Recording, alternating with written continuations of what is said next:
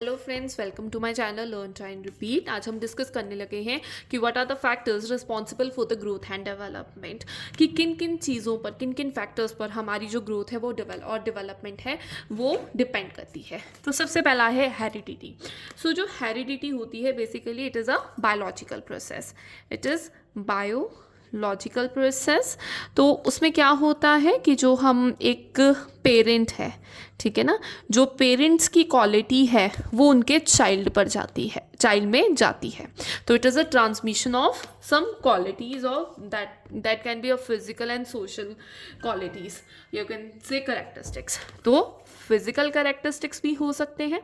अगर एक parent toll है, ठीक है, तो उसका बेबी भी टॉल होगा। ठीक है, जो ये चीज़ें ट्रांसमिट होती हैं चाइल्ड में, दैट इज़ हेरिडिटी। या आप कह सकते हो कुछ सोशल करेक्टरिस्टिक्स, कि अगर वो सोशली बहुत एक्टिव है, सबसे बहुत अच्छे से बात कर रहा है, तो उनका किड भी जो है वो भी सोशली एक्टिव होगा। तो ये चीज़ें होती हैं। तो अब ये जो है वो हमारी ग्रोथ और डेवलपमेंट पे बहुत ज़्यादा इन्फ्लुएंस करती है। ठीक है, तो कहता कि जैसे हमारे पेरेंट्स हैं, मैंने आपको एग्जांपल दे दी, अगर हाइट ज़्यादा होगी तो उस बच्चे की भी हाइट होगी as compare to the child जिसके पेरेंट्स की हाइट छोटी है, तो उसकी भी छोटी होगी। तो दिस इज़ अ हेरिडिटी। तो चाइल्ड टू चाइल्ड डेवलपमेंट और ग्रोथ डिफर करती है due to heredity. Second point is environment. अब एनवायरमेंट क्या होता है? एनवायरमेंट होता है जो हमारी सराउंडिंग्स होती हैं, जिन पे बच्चा सबसे ज़्यादा रहता है, जिससे वो सबसे ज़्यादा सीखता है। सो एनवायरनमेंट का भी बहुत ज़्यादा इंपॉर्टेंट रोल होता है। तो एनवायरनमेंट में आपकी फिजिकल और जो साइकोलॉजिकल एस्पेक्ट्स हैं वो दोनों आते हैं। ठीक है ना, क्योंकि बच्चा आसपास से सीखता है। ठीक है, तो इसमें हम फिजिकल एस्पेक्ट्स को भी लेंगे और साथ में साइकोलॉजिकल मतलब वो क्या सोच रहा है, क्या समझ रहा है, वो भी चीज़ों को यहाँ पर लिया जाएगा। तो इन्वायरमेंट से, अगर इन्वायरमेंट बहुत अच्छा है तो ऑब्वियसली वो कुछ अच्छा सीखेगा, अच्छा गेन करेगा। और अगर उसको बहुत कंट्रोल्ड इन्वायरमेंट मिल रहा है, तो बहुत अच्छा नहीं मिल रहा, तो वो उसकी जो ग्रोथ और डेवलपमेंट है वो अच्छी नहीं रहेगी। अगर इन्वायरमेंट इज़ गुड, ठीक है, तो growth and development, G&D, that is growth and development will be increase, मतलब उसमें ज़्यादा होगी। और अगर उसको बैड इन्वायरमेंट मिल रहा है तो growth and development will be low in that case. Third point you can say that is nutrition. So nutrition क्या है पहले तो? सो न्यूट्रिशन क्या है? That is, you can say that is your food habit. ठीक है ना, कि आप बच्चे आजकल के उनकी क्या फूड है, न्यूट्रिशन किससे रिलेटेड होता है? हमारी कैसी फूड हैबिट्स हैं। ठीक है, अगर हमारी फूड हैबिट्स अच्छी हैं, हम पूरे न्यूट्रिएंट सब न्यूट्रिशंस ले रहे हैं, तो हम फिट रहेंगे। और अगर हम फिट रहेंगे तो हम ज़्यादा ग्रो और डेवलप करेंगे। ठीक है, if this is high in a kid, तो growth and development will also be high.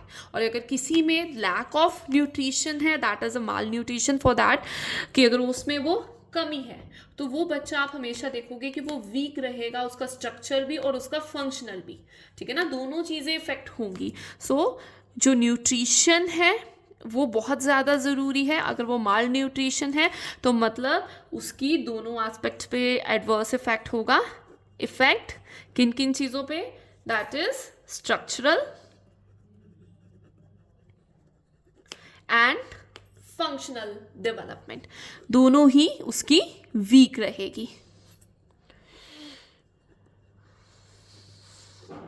ये दोनों ही उसकी कम रहेगी। So nutrition is very important for a kid to grow.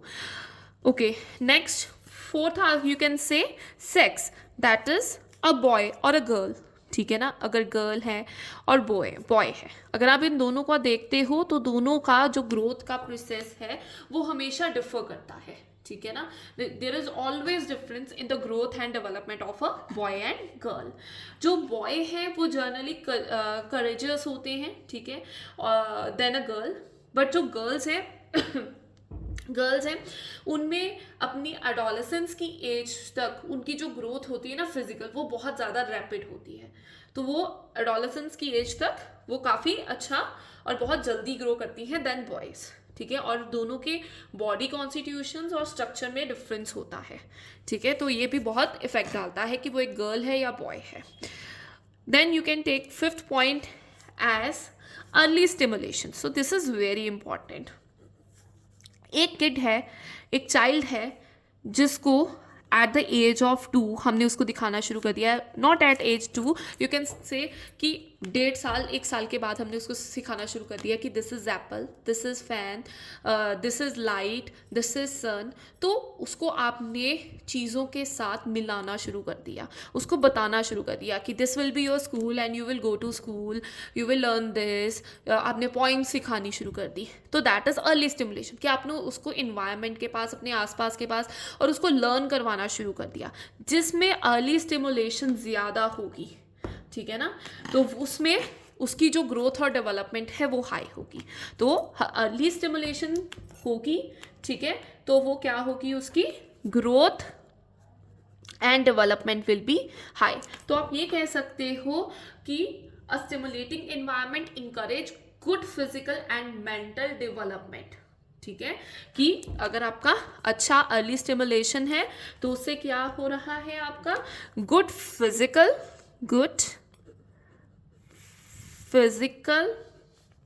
And mental development होगी. और इसका दूसरा ऑपोजिट क्या है, अनस्टिमुलेटिंग एनवायरनमेंट होगा जिसमें उसको कुछ भी नहीं बताया गया, उसकी मदर ने उसको कुछ भी स्टार्ट नहीं किया, not only mother, the parents और द गार्डियंस, उनको कुछ भी नहीं सिखाया गया. जहाँ अनस्टिमुलेटिंग एनवायरनमेंट होगा, यू कैन से अनस्टिमुलेटिंग एनवायरनमेंट. तो अनस्टिमुलेटिंग एनवायरनमेंट से क्या होगा, उसकी जो डेवलपमेंट है जितनी होनी चाहिए थी उतनी नहीं होगी. अनस्टिमुलेटिंग एनवायरनमेंट से क्या होगा, फॉल इन डेवलपमेंट, या यू कैन से कि the development will be lower than its potential, और development will be low then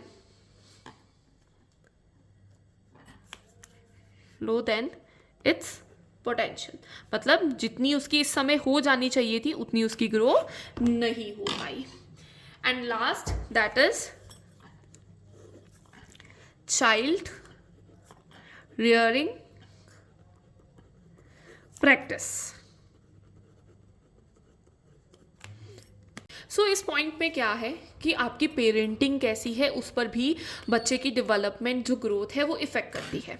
अगर आप परमिसिबल हो, ठीक है ना, परमिसिव पेरेंटिंग कर रहे हो, मतलब आप अपने बच्चे को आपने मतलब जो परमिसिव पेरेंटिंग है करी है आपने अपने बच्चे को, तो उससे क्या होगा, बच्चे में लैक ऑफ रिस्पॉन्सिबिलिटी होगी, वो ज़्यादा रिस्पॉन्सिबल नहीं बन पाएगा. ठीक है.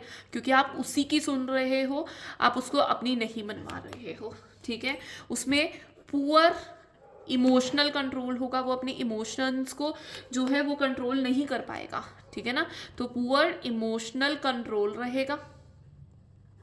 ठीक है. और वो अंडर अचीवर रह जाएगा, मतलब जितना उसको अचीव करना चाहिए वो उतना अचीव नहीं कर पाएगा. ठीक है. तो पेरेंटिंग पे भी डिपेंड करता है. और अगर आपने डेमोक्रेटिक कही है, मतलब आप उसको रिस्पॉन्सिबल बना रहे हो, उसको एक टास्क दे रहे हो कि हाँ तुमने ये करना है, इस टाइम तक तुमने ये कंप्लीट करके देना है, तो उसको पता है कि ही विल बी रिस्पॉन्सिबल. ठीक है ना. रिस्पॉन्सिबल बनेगा, उसको अपने पे कंट्रोल रहेगा, और वो जो है वो ईजिली, और उसकी जो इस चाइल्ड की, अगर आप डेमोक्रेटिक पेरेंटिंग कर रहे हो तो जो चाइल्ड है वो पर्सनल एंड सोशल एडजस्टमेंट्स बहुत इजीली कर पाएगा. So he will be the better personal and social adjuster. Yeah, you can say he can do better personal and social adjustment. So parenting पे भी बहुत ज़्यादा डिफरेंस है. और अगर आपको इस पेरेंटिंग वाले में डाउट है तो टाइप ऑफ पेरेंटिंग में आपको उसका भी वीडियो पोस्ट कर सकती हूँ. आप कमेंट सेक्शन में पोस्ट करें और मेरे चैनल को सब्सक्राइब करना मत भूलें. Thank you.